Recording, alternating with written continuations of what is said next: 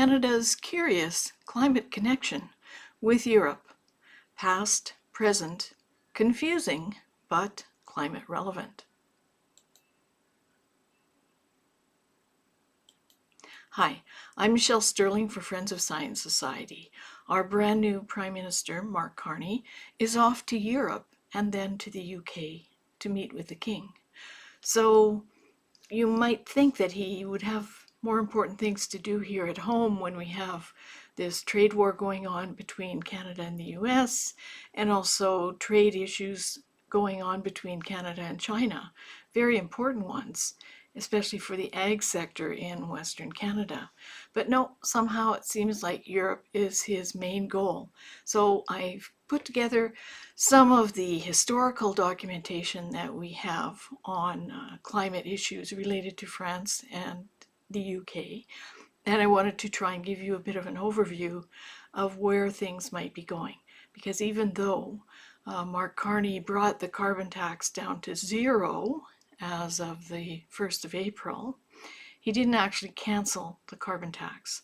And there's another tax, actually a climate tariff, if you like, that the Canadian government has been interested in for a long time. And it's the same climate tariff that the EU is imposing this year. It's called the Carbon Border Adjustment Mechanism, or CBAM. And in order to do trade with the EU, you have to also do mandatory emissions reporting. And in order to deduct costs from the CBAM tariff, you have to have a price on carbon, and preferably a high price, because then you can deduct. So, part of the principle here is that Europe has very few fossil fuels, almost none, has to import almost everything. And so they see this as a kind of equalization formula. But as you'll see as we go on, they're really in a pickle in terms of energy. And a very serious crisis could happen anytime for many different simple reasons or serious reasons, but it would be very problematic for them. So let's walk through the material that I put together here. It's a long presentation, so you might want to stop, get a coffee, come back, or watch it over the course of a couple of days or something. But I wanted to give you a comprehensive package because these things are all connected. They're also rather confusing. So on with the show. Thank you for coming to watch this.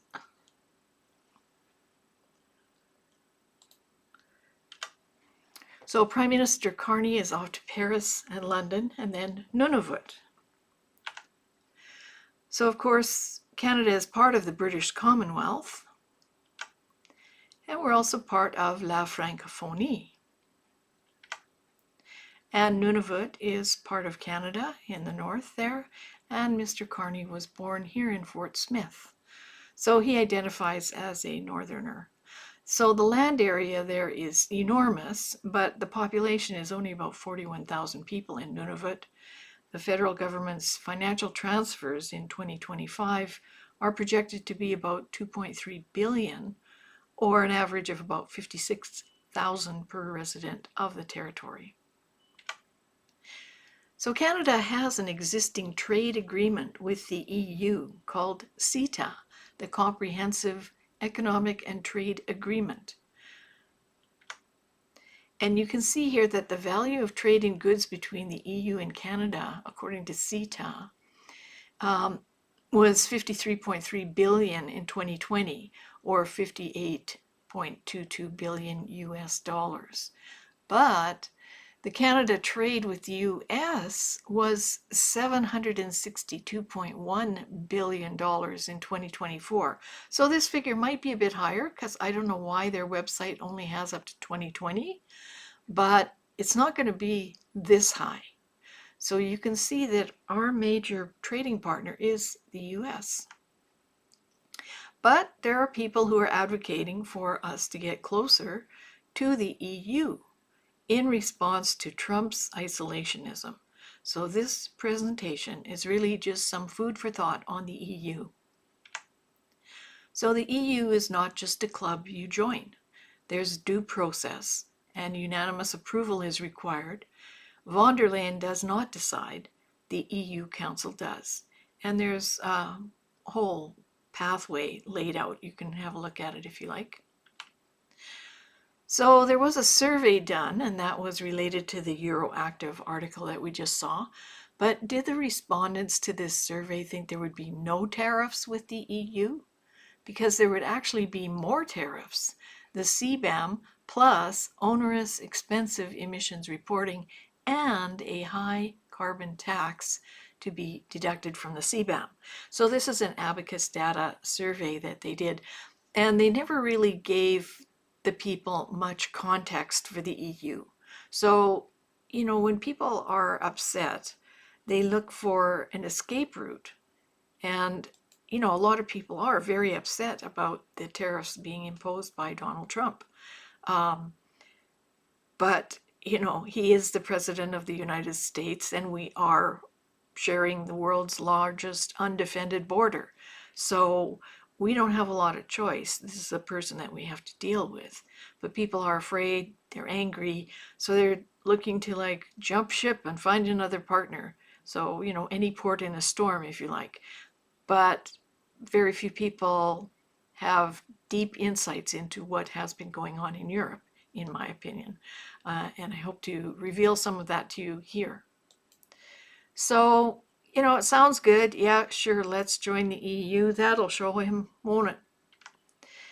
And a lot of people think, oh, well, we can just apply and join, and tomorrow we'll start doing more trade. But as I mentioned, we already have a trade agreement. Now, this is something that Drew Godofridi wrote up. He's a Belgian jurist and author. He wrote the book, The Green Reich. And this is in respect to Ukraine. This was back when the conflict began there. And the European Commission President Ursula von der Leyen had just said, the EU's door is open to Ukraine. They are ours. But he pointed out that you can't just invite people in like that. It's a process. And why is Trump becoming an isolationist? Well, if you look at the BRICS expansion, and I understand that not all of these countries are in, but if you look at the expansion, you can see that the BRICS trading bloc is isolating the US, and it's also isolating the EU. So the question is, does the EU want us to join them because they're afraid of the BRICS as well? Perhaps. But geopolitics are changing quite rapidly. I recommend that people have a look at Peter Zine's book. It's very good, I think. The globalization trade of the past 20, 30 years is falling apart. And Donald Trump has ripped up the Paris Agreement for the United States. So common purposes are collapsing. So here's Ursula von der Leyen congratulating and welcoming Mark Carney. Europe and Canada are trusted friends and partners. Today, the relationship is more crucial than ever. We look forward to working with you to defend democracy, free and fair trade, and our shared values. But in fact, a lot of trade is about location, location, location, rather like real estate. So Mark Carney is saying that he had an excellent call with President von der Leyen about the road ahead for Canada-EU trade, that we're strong, reliable partners in a shifting global economy that matters more than ever. We're ready to secure new transatlantic business opportunities together, which sounds great, but Richard Dias here says he's fooling you. The shift from the US to Europe is a pipe dream. Like with most business relationships, proximity matters. Let's take a closer look at that graph. So you can see that the exports from Canada to the US, 77% of our exports, and imports are 50%. Whereas to the Euro area, our exports are 4.4%, 4.14%, and imports are 10.15%. So there's really no contest. And even though we probably can build out some of these exports and imports, it will be slow progress and incremental. And in this visualization, I don't even see us on the trade map here. But they do point out that with all 27 member states taken together, the EU would be the largest or second largest economy in the world in nominal terms and third by purchasing power parity.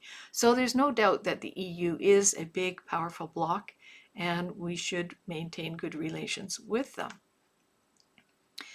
So it's interesting that the climate movement actually stems from Europe. And this is in part because of the Arab oil embargo from years ago. They looked for other alternatives. France found nuclear. France said at the time, we have no oil, we have ideas. So they built out their nuclear grid, and they really have leadership in that area. But Europe itself has limited resources of oil, natural gas, and coal. The exception being Norway, and there's also some North Sea oil here for the UK that they don't want to exploit anymore because they're going net zero. Anyway, this map shows you the pipeline network of oil and gas from Russia into Europe. This is, of course, before the conflict, although these pipelines, for the most part, still exist. Many of them are shut down. Some have been damaged. But shipping oil and gas by pipeline is the cheapest and most reliable thing you can do. And you can see even if there were times that a pipeline was out of service or needed repair or damaged in some way, terrorist act, there are other routes that the materials could be delivered. So that was a very secure thing. Now, the problem with the EU is climate and green energy fanatics run European policies. And here's one example. This is Johan Rockstrom. He wants to have a global carbon tax law. He wants a starting price on carbon taxes of $400 a ton and going up from there. And he says, of all the tasks, the phasing out of fossil fuels is the easy one. There's no excuse not to do it. Can you believe he said that? And of course, then there's the Club of Rome, and they have a planetary emergency plan. All these big dreams here: shift to green investments, triple annual investments in wetlands, introduce financial mechanisms. That's Mark Carney's ballpark. And of course, also the Euro cities are totally committed to all kinds of climate action. But it's almost like these people have no idea how things are made. For instance, here the United Nations is saying all countries must contribute to global goal of tripling renewable capacity by 2030. But honestly, net zero? Nonsense. To get wind, you need oil. So if you're going to make triple the renewables, you're probably going to need quadruple the oil, gas, and coal, because you're going to have to make big machines like this, and they run on diesel. So this one is 980. It runs 2 engines, QSK 60s, each 2,000 horsepower. Each engine burns approximately 120 gallons per hour, 2,880 gallons per 12-hour shift, or 2 million gallons per year. You can't make green energy without a lot of diesel fuel. And of course, if you're going to go mining for critical minerals, as everybody's trying to say that this is going to be Canada's new area of income, well, mining accounts for 10% of the world energy consumption. So to get wind, you need oil.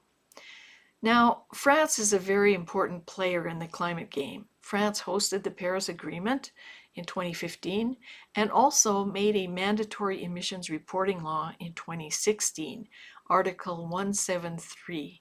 And so you can see that they have a lot of investments overseas, and they required all of their institutional investors to participate in this reporting. So that's where a lot of this climate emissions data reporting came from.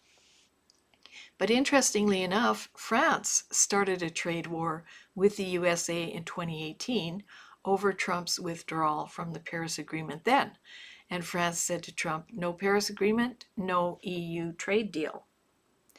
And Canada does business with France, and of course, Quebec and Canada are part of La Francophonie, but it's not a huge amount of money. It's important, but compared to what we do with the States, it's not huge. And so Canada and France actually made a climate and environment partnership back in 2018. And they said in their statement, we recognize that the Paris Agreement is irreversible and we are committed to its full and effective implementation. So you can see why Ruby Dalla was kicked out of the leadership race, because she wanted to withdraw from the Paris Agreement. And the countries, Canada and France, also said to build on these decisions, Canada and France will collaborate to promote and quickly implement the Paris Agreement. To this end, our countries are committed to the following partnership.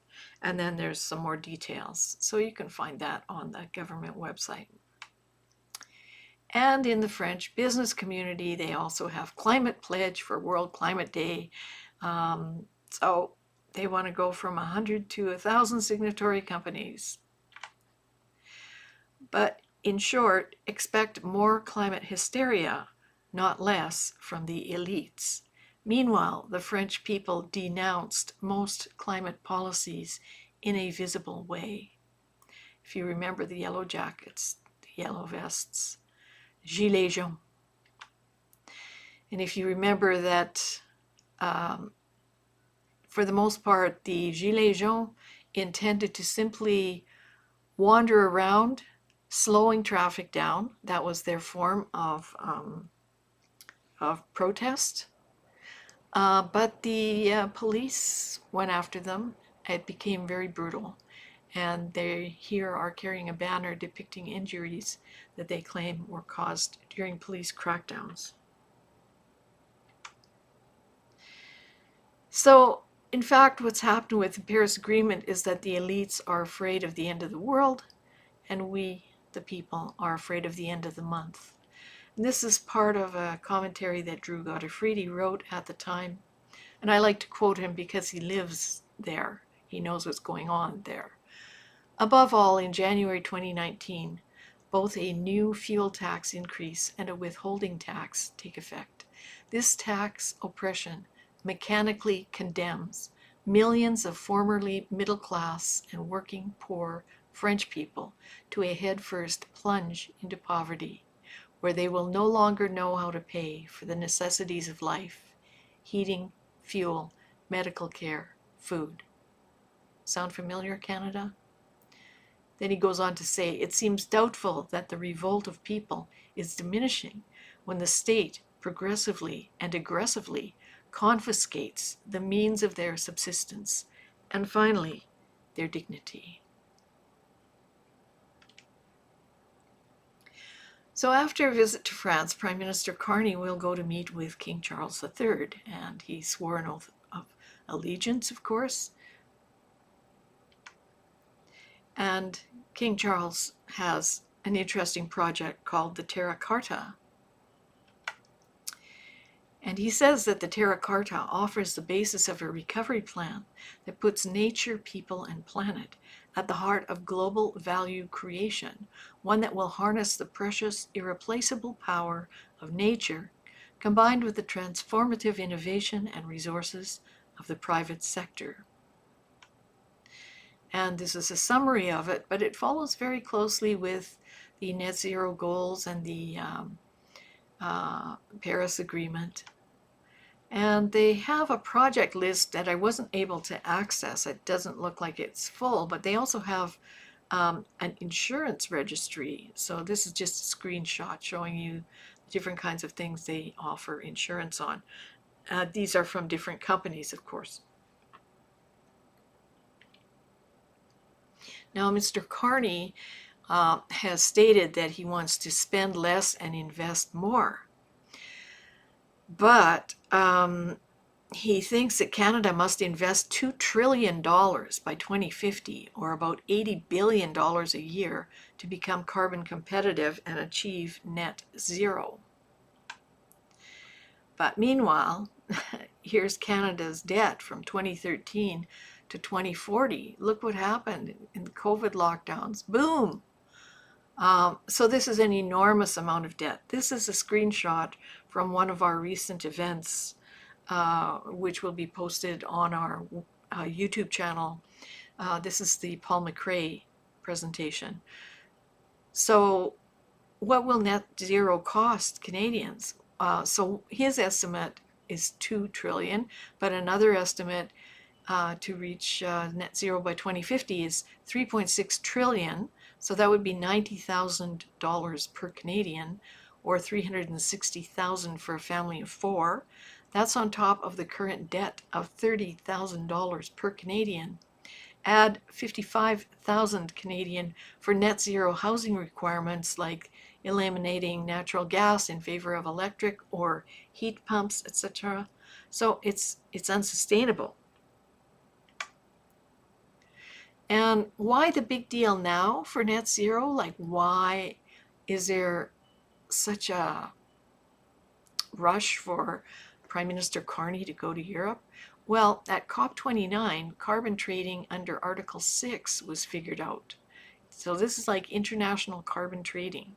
And then Trump pulled out of Paris. Well, you know, the US is the second largest emitter and certainly the main financial market of the world. So you can read more about Article 6 in this piece and online, but Prime Minister Carney is being sent in as like the hockey goalie to make the big save. And one of the things they're trying to save is the Carbon Border Adjustment Mechanism. So this is the special climate policy tariff that the EU has incorporated. And they're using it as a method to try and force other countries to comply with climate policies and goals. And the CBAM, as it's also known, was part of Canada's fall economic statement. But as Robert Lyman wrote at the time, he said, "What timing? Proposing to impose carbon-based tariffs to restrict imports from the United States would be the equivalent of waving a red flag to the Trump administration bull." And so now I think you understand what happened. So here are some bits about CBAM. You can read more on the EU's website. So ironically, the people who want you to walk to work, bike, and eat bugs plan to ship more products across an ocean to spite a non-compliant climate party, meaning Trump. And this person on X said, "Do I get that right? The people who want you to stop using your car because it pollutes are in the process of switching all our trade to the EU, and it'll need to be transported across the world by cargo planes and diesel cargo ships?" Yes, planet savers, the US border is right here, and the UK and EU are on the other side of the ocean. One container ship puts out the pollution of 50 million cars, and a large container ship emits the carbon dioxide of 20,000 cars. Now, some of this may have come down in recent years because they have instituted some sulfur dioxide reduction and filtration on smokestacks on these huge vessels. But there's still a lot of marine diesel being used in the world. So another thing to consider, would closer ties with the EU also bring us closer to war? So this person is saying in 2022, von der Leyen mocked Russia, claiming it was so desperate that it had to scavenge computer chips from dishwashers and that its industry was in tatters. Now the same von der Leyen insists Europe must burn through 800 billion euros to defeat this supposedly ruined Russia. 800 billion US dollars. And so the 26 member states of Europe endorsed the EU president's 800 to 1 trillion, 800 billion to 1 trillion US dollar defense spending plan. This is the equivalent to US defense spending. A new global superpower is being born. Right, but you still have to get all the factories up and running, which means more oil, gas, and coal. And here we are with the Rearm Europe, and Europe is resolved to resume its responsibilities. And Mark Carney is all on board with the Rearm Europe plan and Canada's role in strengthening defense at home and abroad. Canada is meeting this moment, securing new military equipment and working with allies to keep us all safe. Well, let's have a look at NATO first of all. This is, of course, North America, just made very tiny here. This map shows all the NATO partners and when they joined. Ukraine is not part of NATO. Here is the NATO defense spending, breaking down the 1.3 trillion. Well, most of it is the US. Oh, here's Canada. So even though NATO is into climate, if you can believe that, NATO Climate Change and Security Impact Assessment, and even though NATO denounces climate denial, isn't that funny? When you make defense equipment, you need oil, natural gas, coal, critical minerals, and weapons in war are large emitters. So what is this climate hypocrisy? And Bjorn Lomborg is kind of trolling them here and saying, well, the EU badly spends 367 billion euros per year on climate and badly needs 325 billion euros per year on defense. Any ideas on how to fix this? And Michael Arroway is pointing out that while Asia is building almost 1,000 new coal power plants, the West tries to fight against its almost irrelevant pollution with an amount that would otherwise fix its economy, social issues, and defense. How did this happen? Well, GFANZ, Mark Carney did that. And because of that, it seems that quite a few companies might be in trouble because saving the planet doesn't change the law. And according to the US House Judiciary Committee, GFANZ might be the equivalent of antitrust. That's what they're alleging. And they're also alleging that there's a climate cartel, which they claim has declared war on the American way of life.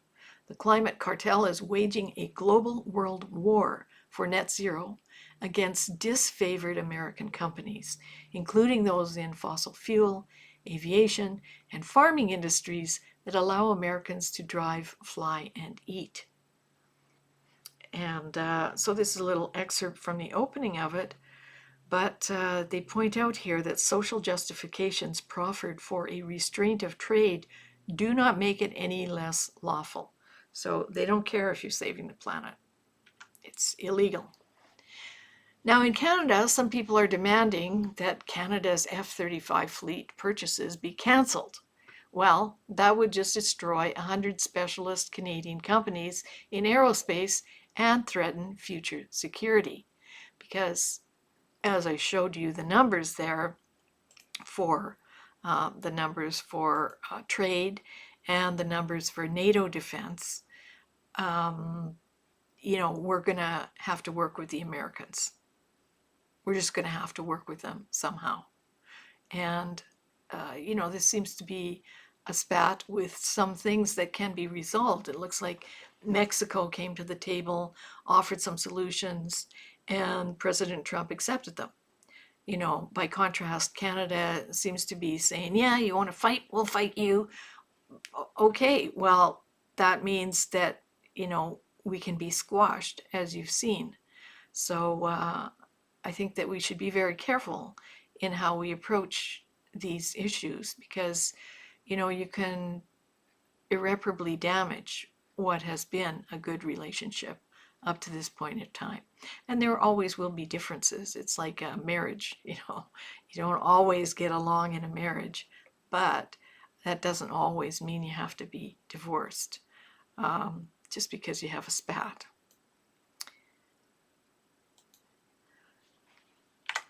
So China would love to break up the Canada-US relations, destroy our aerospace industry, and reach its Made in China 2025 goal. And Canada is totally asleep on this. So they have a plan. Well, they have a few plans, but one plan was their 100-year marathon. And by 2049, China wants to be the world dominant power. But by 2025, they want to be the world's manufacturing base for all advanced equipment, aerospace, high tech, anything in that advanced sector. That's what they want. So for that, they have the corner on a whole bunch of critical minerals, and they would love to have the corner on more. So there's a book that I think a lot of people should read. It's called The Rare Metals War. And I think there's even a PDF online. If you just look it up, The Rare Metals War. We are already in that war and we don't even know it. We have lots of critical minerals here. You know, people are saying, oh, President Trump just wants to take over Canada and take our resources. Sure, probably, because China wants to do that too. So does the EU. You know, and there probably are some other global powers out there that are doing their best to find a way to take some of those minerals from us as well. And it would be better if we would do it on a basis of trade rather than one of combat, don't you think?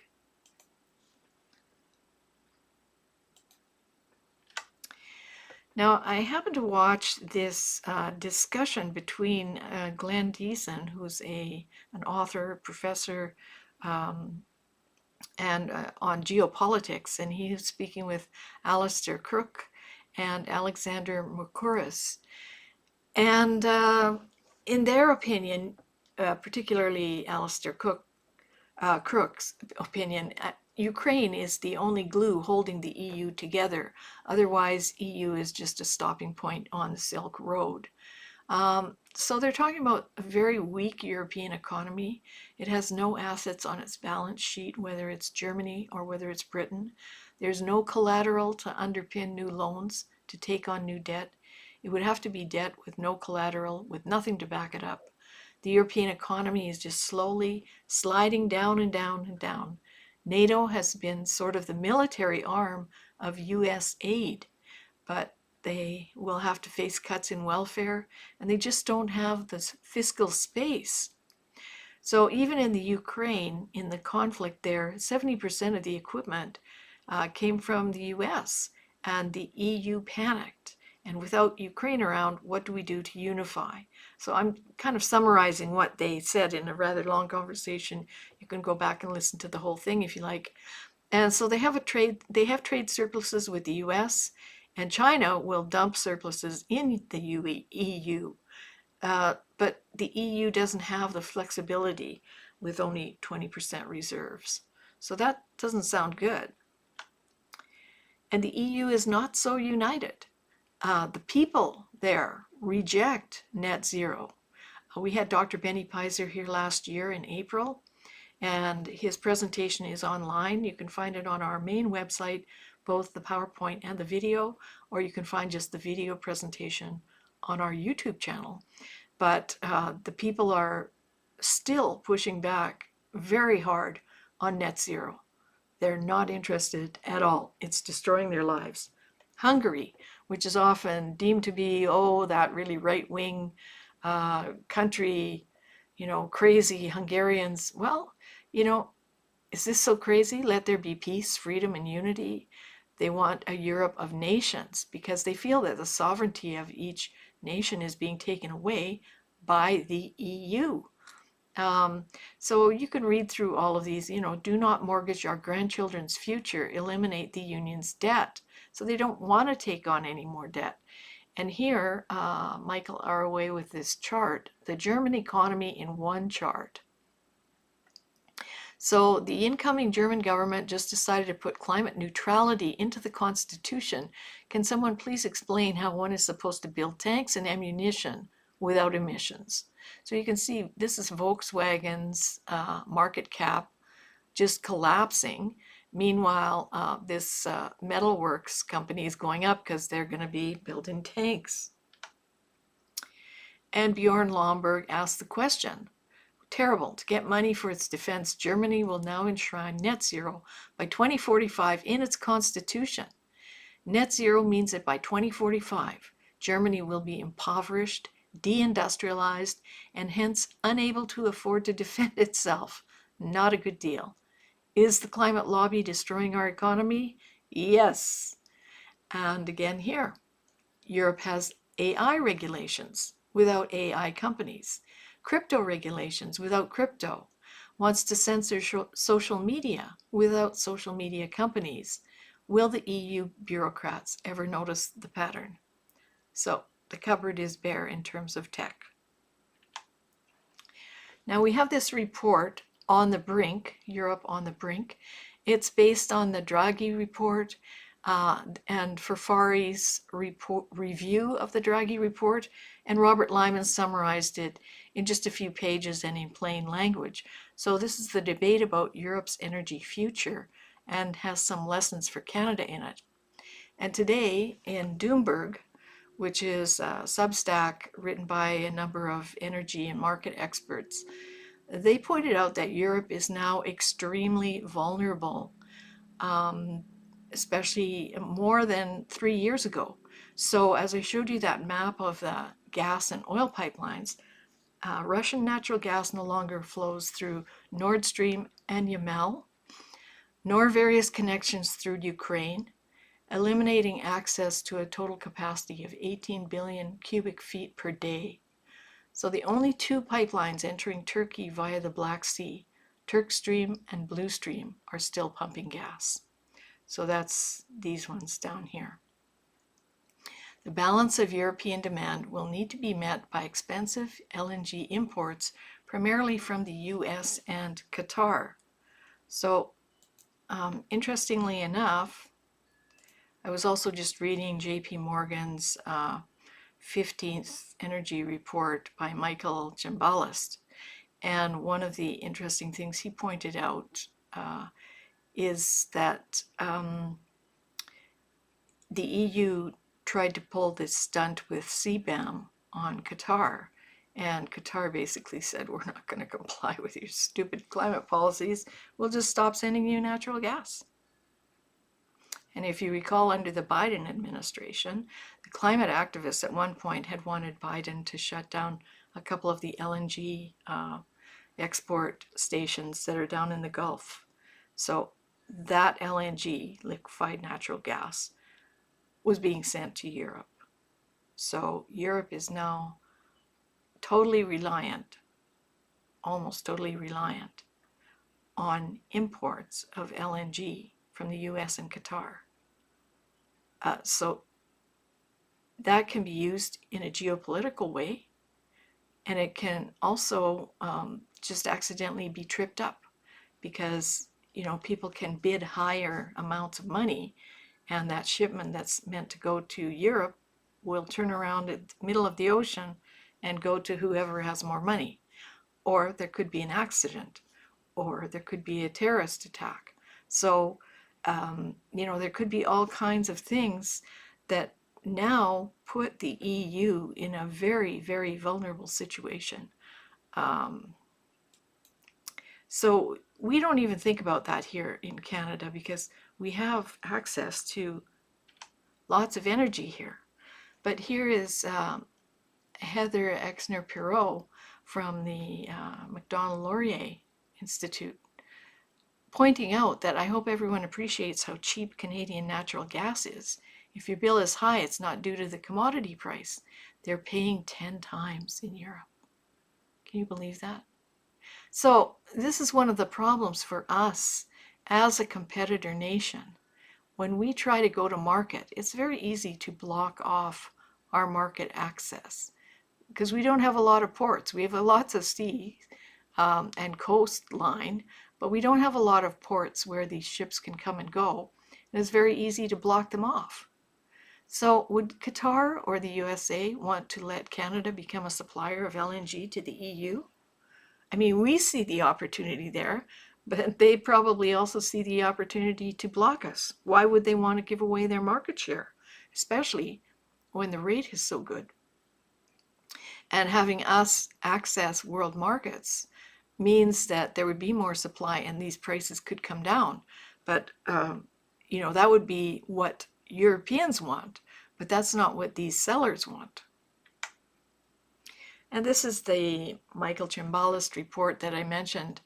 And look at what he's talking about here. The UK and Germany are experiencing sharper declines in manufacturing output and employment.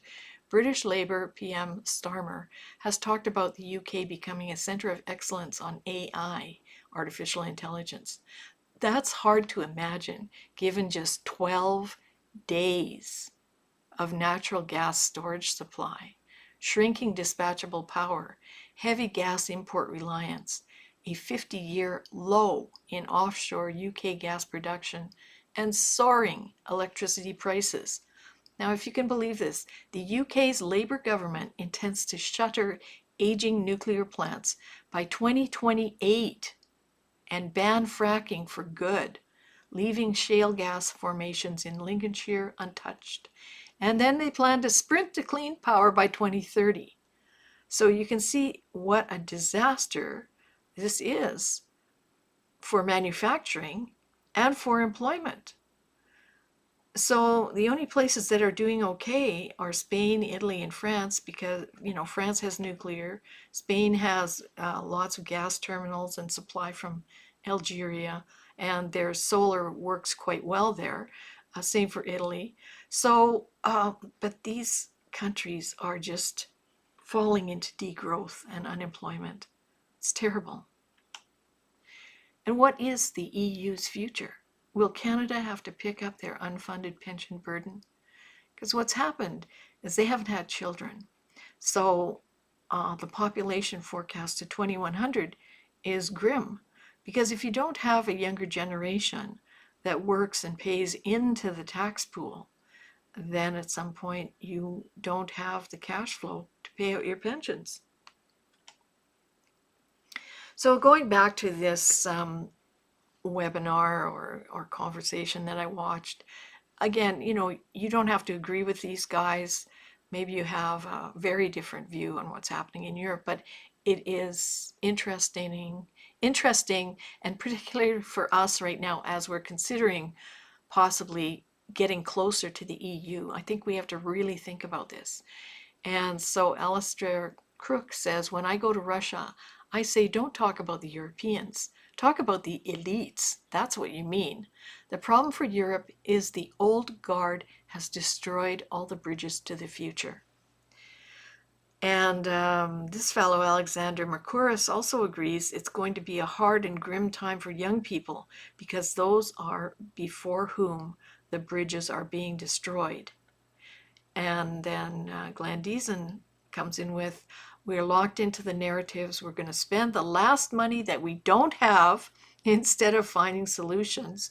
We're now going to cut ourselves off from an economic partner, that would be the US, try to move toward a war, and even if it doesn't end in war, pursuing all these armaments, with money they don't have. I think a large part of the world is starting to look at us like we've lost our minds to some extent. And I guess they're not wrong.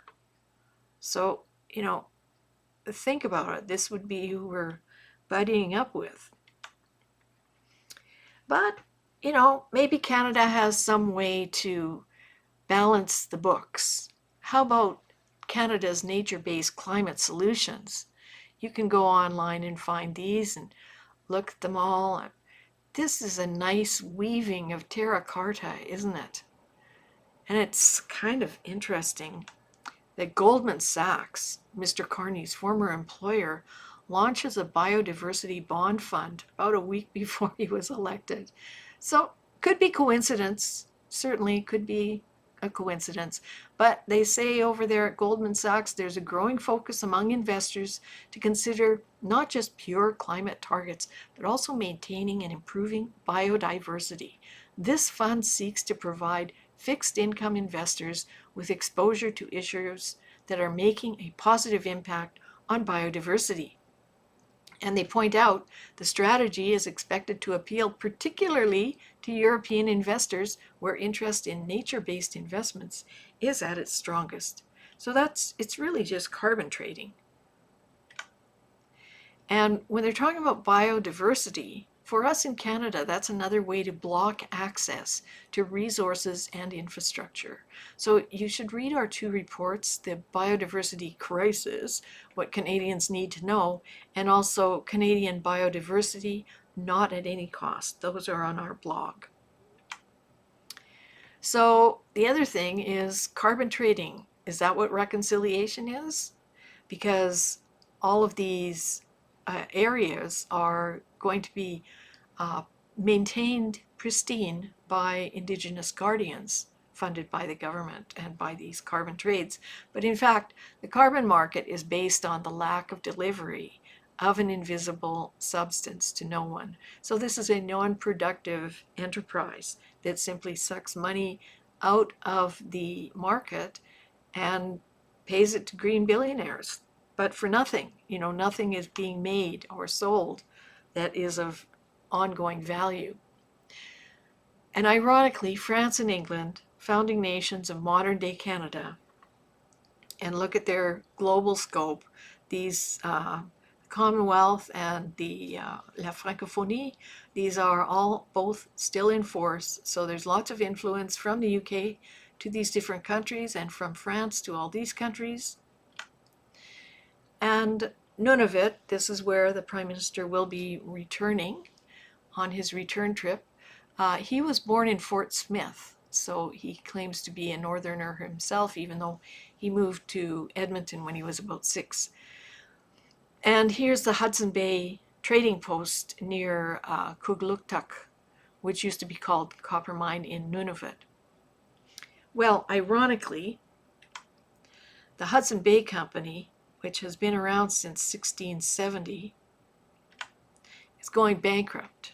So this is a tragedy here. This is just terrible. This man is posting how it will be an expedited liquidation process. We discussed the declining traffic since COVID to the stores, the added costs like carbon tax, and the tariff war with the US playing major factor. What this government doesn't realize is some businesses cannot lower their footprint. 3 to 6 floor stores with multiple gas boilers to heat them and massive ACs to cool them cannot be made more efficient.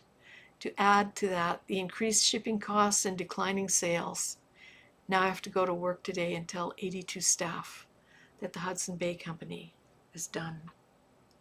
What a tragedy. So Canada has trouble at home.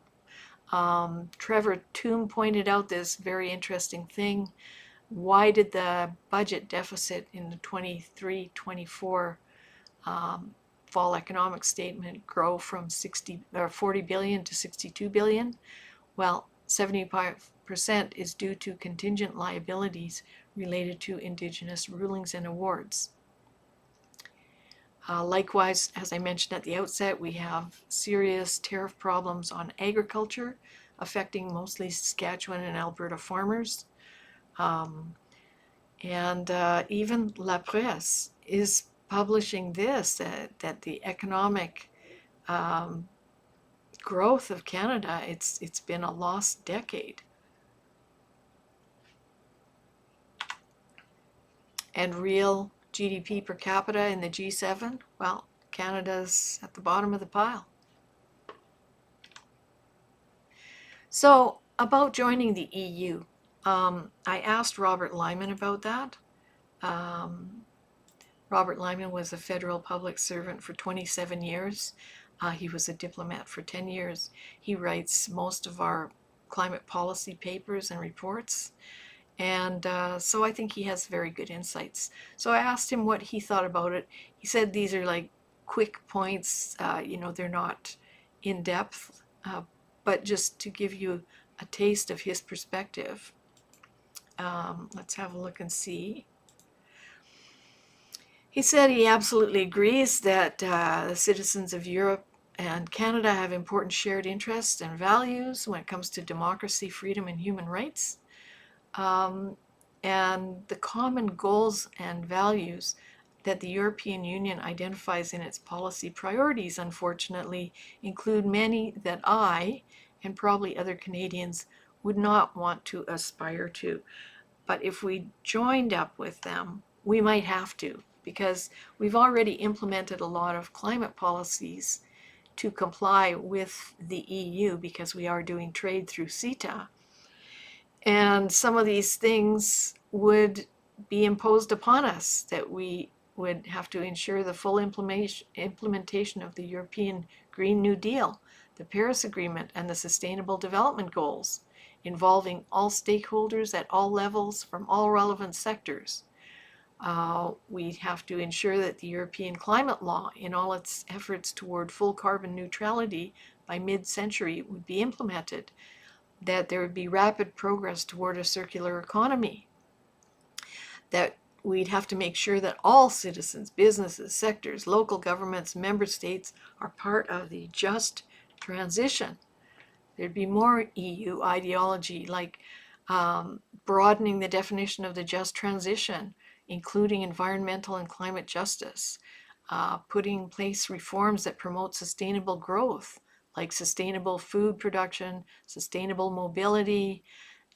These are things like eating bugs and walking instead of driving, having limitations on how many times you can fly per year, protecting a borderless union by ensuring the freedom of movement. So, freedom of movement sounds great until or unless you have people that you haven't properly vetted who are coming and going, and you can't stop them. Prioritizing the defense of gender rights, mainstreaming gender perspectives. That's very mainstream in Europe, but not in the US anymore, and there's a lot of pushback in Canada. So more EU imposed policies. So, actively supporting, including historically underrepresented groups and minorities. This is like a DEI, but enforced. Utilizing the potential of the Global Gateway as a tool to contribute to the global efforts of the twin transition and combating climate change. Bolstering a feminist approach to the EU's external action in areas of diplomacy, defense, security, aid, trade, immigration, and climate policies. So Robert Lyman then said values. Well, some people sometimes refer to the problems that have been created by globalization and the ever more intrusive actions of the United Nations and other international organizations. In fact, there is no such thing as global values, just as there are no values held by Asian and African countries, if they can even be fairly described in such cross-border terms involving dozens of nationalities and cultures. He's meaning that each country and each group has their own values. You can't just lump them all together. So the values increasingly championed by the United Nations and the World Economic Forum are decidedly the values of the European left, which wields undue influence in international meetings. As a Canadian with distinctly Canadian values, I would not want to be part of that. I doubt that most Americans, Australians, New Zealanders, and citizens of other countries with democratic systems of governance would either. So hopefully you'll have a look at these reports, which are on our blog. We do have a few videos that summarize some of them. Canada plans to spend trillions to save billions. So obviously not a saving, a waste of money, 100 years from now. So for no climate or environment benefit. The last thing that we need is more climate ideology, which would be imposed upon us if we joined the EU. We need to free up and unleash small business, industry and manufacturing, resource and energy development, and to form a national vision with no net zero. Say no to net zero. So I hope you'll watch our recent event videos for more details and buy our book, Buy a few and share with family, friends, and influencers. Be informed. No net zero. No more climate nonsense. So I hope that gives you a bit of an overview, some historical background that you might not have been aware of, some stats, facts, maps, just a few things to help you consider what's going on here. Might be fun for you to have a look at that Abacus data poll that they did about would you like to join the EU? Again, asking people a question like that when they're not necessarily informed of what that would entail to join the EU, to my mind, is not really a true opinion poll, because the people are just saying something that they're not informed about. So they're just giving a gut response. It's not a reasoned or thoughtful response or debate. Anyway, we have rough seas ahead, I think, but being informed is an important part of coming up with the right solutions. And I hope that this will help you make some decisions about how you will proceed in these troubled times. All I can offer is that, our parents and grandparents went through world wars together, and they were very difficult times. They went through the Great Depression, very difficult time. But most of them got through it and fought through it and did all they could to build the great world that we have today and the great society that we still have today. So let's look to them for some inspiration and not give up, not give in too easily or at all. And let's, set some goals for ourselves in terms of what we want to see for our country. We have a video on our website with David Redman, who talks about national vision, and it's quite informative. And he talks about how we really haven't had formal national vision for some years. So you might want to have a look at that too. Thanks very much for watching, and please put some comments down below. Let me know what you think. If you have questions, please feel free to ask or to send a question in to our office. Thank you, and we press on. It's always better to jaw than war, as they say, meaning it's always better to talk than to fight. For Friends of Science Society, I'm Michelle Sterling.